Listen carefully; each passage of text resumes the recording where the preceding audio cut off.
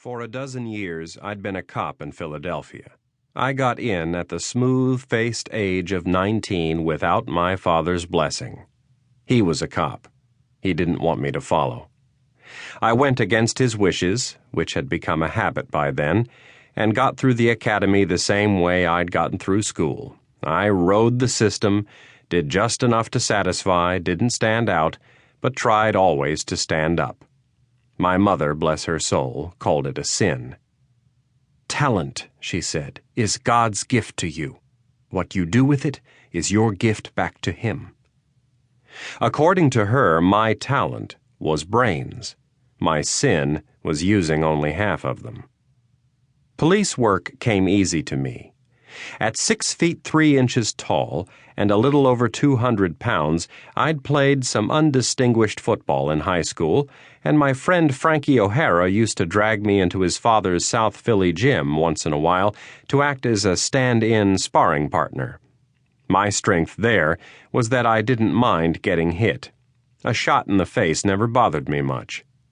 How that trait worked with my other talent, my mother could never explain. But the combination of cloaked intelligence, some size, and an indifference to a crack on the nose made police work easy for me. In my years on the force, I'd climbed a bit of a ladder, taken some special assignments, worked for a short time in the detective bureau. I'd passed the sergeant's exam a couple of times. But misunderstandings with management and Officer Freeman's seeming total lack of ambition found me walking a downtown beat on the 4 to 12 shift. It was fine with me, until the night I shot a child in the back. It was near the end of my shift.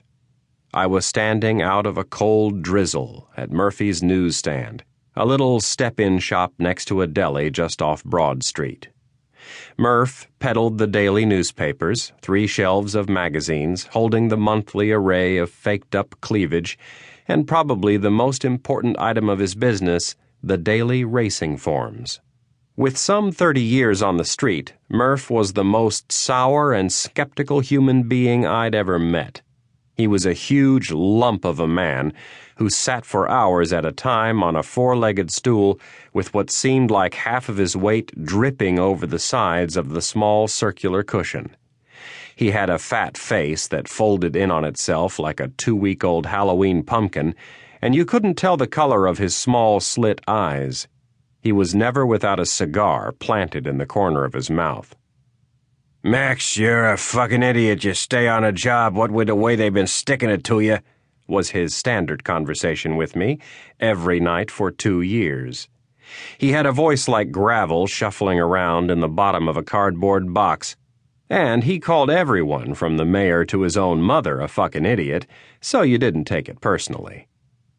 On that night he was grumbling over the day's results from Garden State Raceway when my radio started crackling with a report of a silent alarm at C&M's Stop and Shop on 13th Street, just around the corner.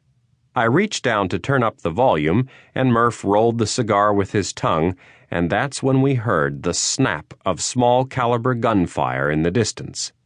The old vendor looked straight into my face, and for the first time in 2 years, I could see that his eyes were a pale, clear blue. "Casimir," he croaked, as I started out the open door, my hand already going to the holster strap on my 9mm. It doesn't take long for adrenaline to flush into your blood when you hear gunshots. As a cop in the city, I had heard too many, and each time I had to fight the immediate urge to turn and walk the other way. I was halfway to the corner, and my normally slow heartbeat was banging in my chest. I was trying to set up a scene in my head of Casimir's place. Second storefront around the corner, glass doors flush against the wall, dingy fluorescent lighting inside, Casimir with his too big smile and that pissy little tape-handled .25 caliber behind the counter. I wasn't thinking about the rain-slick sidewalk or the lack of decent cover when I made the corner and tried to plant my foot and went skidding out in full view of some kid's gun barrel. Snap! I heard the crack of his pistol, but barely registered the sharp smack against my neck, and and I came up on one. To keep listening to this audiobook, I've left you a link in the description so you can do it, at no cost thanks to Audible's 30-day free trial.